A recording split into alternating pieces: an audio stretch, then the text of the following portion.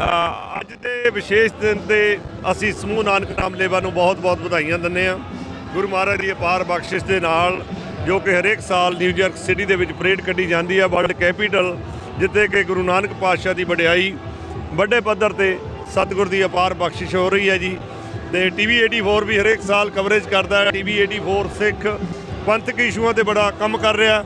ਅਸੀਂ ਤੁਹਾਡੇ ਵੀ ਧੰਨਵਾਦੀ ਹਾਂ ਤੇ ਤੁਹਾਨੂੰ ਵੀ ਬੇਨਤੀ ਕਰਦੇ ਹਾਂ ਕਿ 21 ਮਈ ਨੂੰ ਕਾਰਟਰੇਟ ਵਿਖੇ ਵੀ ਖਾਲਸੇ ਦੇ ਸਾਜਨਾ ਦਿਵਸ ਦੇ ਸੰਬੰਧ ਵਿੱਚ ਪਰੇਡ ਕੱਢੀ ਜਾ ਰਹੀ ਹੈ।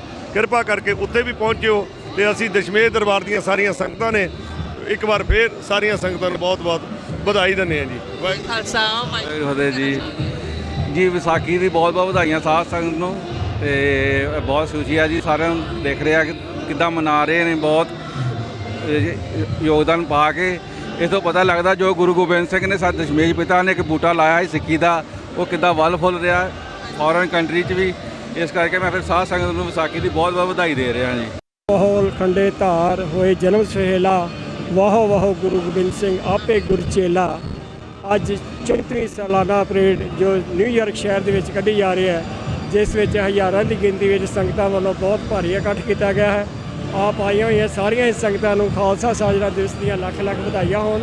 ਅਤੇ ਅੱਜ 5ਵੇਂ ਨਾਨਕ ਧੰਨ ਧੰਨ ਸ਼੍ਰੀ ਗੁਰੂ ਅਰਜਨ ਦੇਵ ਸਾਹਿਬ ਜੀ ਦਾ ਪ੍ਰਕਾਸ਼ ਦਿਹਾੜਾ ਹੈ। ਆਪ ਆਈ ਹੋਈ ਸਾਰੀਆਂ ਸੰਗਤਾਂ ਨੂੰ ਲੱਖ-ਲੱਖ ਵਧਾਈ ਹੋਵੇ ਤੇ ਬਹੁਤ-ਬਹੁਤ ਧੰਨਵਾਦ ਹੈ ਸਾਰੇ ਹੀ TV ਚੈਨਲ ਵਾਲਿਆਂ ਦਾ, ਜੋ ਕਿ ਆਪਣੇ TV ਮਾਧਿਅਮ ਰਾਹੀਂ ਆਪ ਸਾਰੀਆਂ ਸੰਗਤਾਂ ਨੂੰ ਘਰ ਬੈਠਿਆਂ ਹੀ ਨਿਊਯਾਰਕ ਚੱਲ ਰਹੀ ਪਰੇਡ ਦੇ ਦਰਸ਼ਨ ਕਰਵਾਉਣੀਆਂ ਹਨ। ਵਾਹਿਗੁਰੂ ਜੀ ਕਾ ਖਾਲਸਾ, ਵਾਹਿਗੁਰੂ ਜੀ ਕੀ ਹਾਂਜੀ, ਖਾਲਸਾ ਵਾਹਿਗੁਰੂ ਜੀ ਕੀ ਫਤਿਹ। ਅੱਜ ਦੇ ਸ਼ੁਭ ਦਿਹਾੜੇ ਤੇ ਖਾਲਸਾ ਸਾਜਨਾ ਦਿਵਸ ਤੇ ਸਿੱਖ ਜਗਤ ਨੂੰ ਲੱਖ-ਲੱਖ ਵਧਾਈ ਹੋਵੇ। ਦਾਸ ਸਤਨਾਮ ਸਿੰਘ ਵਿਰਕ ਗੁਰਦੁਆਰਾ ਦਸ਼ਮੇਸ਼ ਦਰਬਾਰ ਤੋਂ ਔਰ ਸਿੱਖ ਸੰਗਤਾਂ ਨੂੰ ਜਿਹੜੀਆਂ ਕਿ ਪਿਛਲੀਆਂ 34 ਸਾਲ ਦੇ ਉੱਤੋਂ ਇਹ ਜਿਹੜੀ ਨਗਰ ਕੀਰਤਨ ਜਿਹੜਾ ਨਿਊਯਾਰਕ ਦੇ ਵਿੱਚ ਕੱਢਦੀ ਰਹੀਆਂ ਨੇ।